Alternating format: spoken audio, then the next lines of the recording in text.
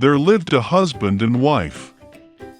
For a long time they already wanted to have a child, but he was not there. Oh. One day, my wife fell ill.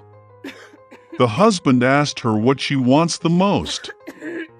The wife replied that there was a magnificent garden nearby, where many of the most beautiful flowers grow.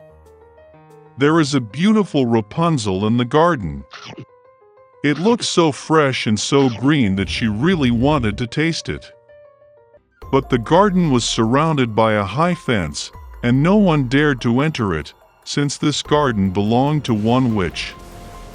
She possessed great power, and everyone in the world feared her. The husband loved his wife very much, and decided to get a Rapunzel for her, no matter what it cost him. And so at dusk he climbed over the stone fence into the sorceress's garden, in a hurry picked up a whole handful of green Rapunzel, and brought it to his wife. She immediately made herself a salad from it, and ate greedily. She liked this salad so much that the next day she wanted even more than before. The husband made his way into the garden again, but the witch was already standing in front of him. She glared at him angrily and said that he would pay a lot for stealing the Rapunzel. He asked the witch not to be angry, because he tore off the Rapunzel for his wife, who was very ill. And he loves her so much. Okay. The witch's anger passed a little, and she said that if it was true, she would allow him to collect as much Rapunzel as he wanted, but on one condition. He will have to give the witch the child who will be born to his wife. The husband agreed with fear. When the wife gave birth to a daughter, the witch immediately appeared, took the child with her, and named her Rapunzel. Rapunzel became the most beautiful girl in the world. When she was 12 years old, the witch locked her in a tower. That tower was in the forest, and it had no doors or stairs. Only at the very top was a small window. When the witch wanted to climb the tower, she called Rapunzel to pull her sides down. And Rapunzel had long, beautiful hair. She hears the voice of the witch, loosens her braids, ties them up to the window hook, and the hair falls down, and the witch then climbs up, clinging to them. Hello. Several years passed, and the king's son happened to ride a horse through the forest where the tower stood. Suddenly he heard singing, and it was so pleasant that he stopped and began to listen. Rapunzel sang it in her wonderful voice. The prince wanted to climb up. He began to look for the entrance to the tower, but it was impossible to find him. He once saw how the witch climbs up the braids that Rapunzel lowered her. And the next day, when it was already getting dark, the prince drove up to the tower and called Rapunzel. She heard, pulled her braids down, and the prince climbed up. Rapunzel, seeing that a man she had never seen came to her, was very frightened at first. But the prince spoke to her affectionately and said that his heart was so touched by the singing that he decided to see her without fail. Then Rapunzel ceased to be afraid, and when he asked if she agreed to marry him, she gave her consent and held out her hand to him. But they just did not know how to go down together. They figured out that when the prince came, he would always take a piece of silk with him, and Rapunzel would weave a ladder out of it. And when the ladder is ready, they will go down it together and leave. The sorceress did not notice anything until one day Rapunzel asked why it is easier to drag the prince up. The sorceress understood everything, got angry and clutched in rage at Rapunzel's beautiful hair. I wrapped them around my left arm several times, and with my right grabbed the scissors and cut them off. She took the sorceress into the dense thicket of Rapunzel and hid her there. She tied the severed braids to the window hook, and when the prince appeared, she pulled them down. The prince climbed up and saw the witch. She looked at him with her malicious look and said that he would never see Rapunzel. The king's son was beside himself with grief and jumped out of the tower in despair, but the thorny thorns of the bushes, on which he fell, gouged out his eyes. The blind prince wandered for several years in grief and sorrow through the forest, all the time grieving and crying for his beloved lost. Once he went into a dense thicket. Suddenly the prince heard someone singing. It seemed so familiar to him, and he went to meet him. When he came closer, Rapunzel recognized him, threw herself on his neck and cried bitterly with joy.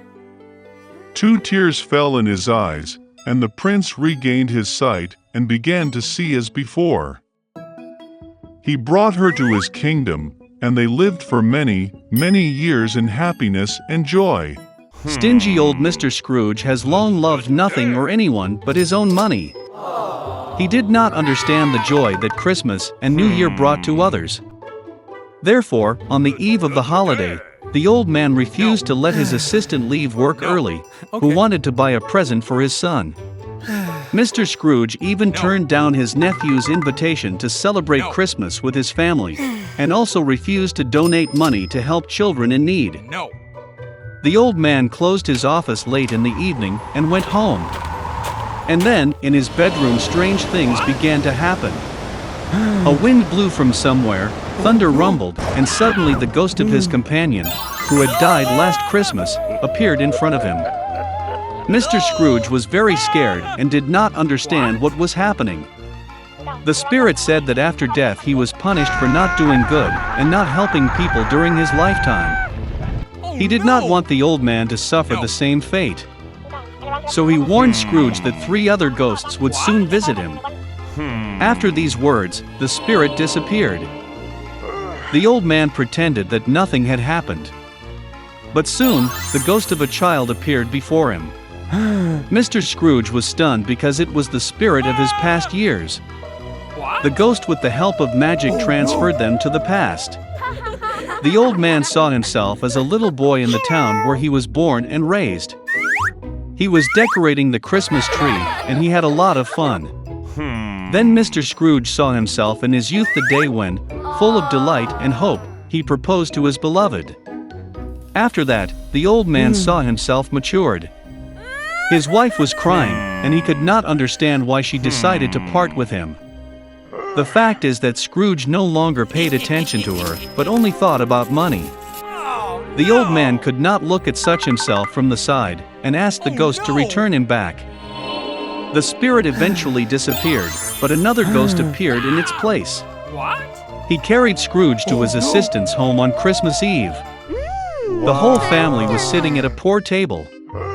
The old man was sure that they all hated him, but he became convinced that this was not so. The aide offered a toast to Mr. Scrooge's health, and his wife very willingly joined the toast. And then the old man noticed that the son of his assistant was sick.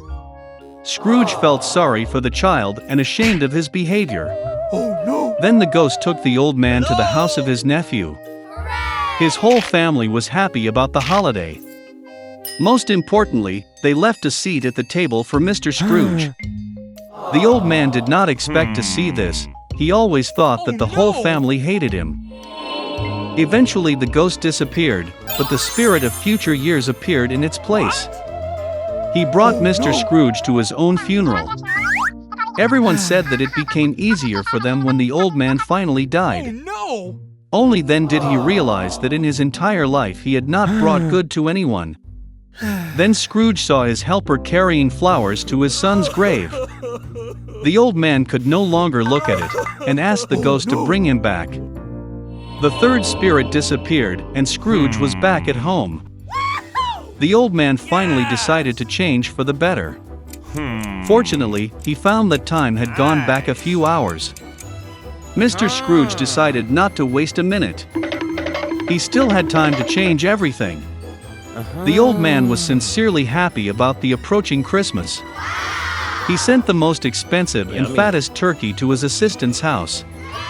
Scrooge then sent a gift to the helper's son and donated a huge amount of money to charity.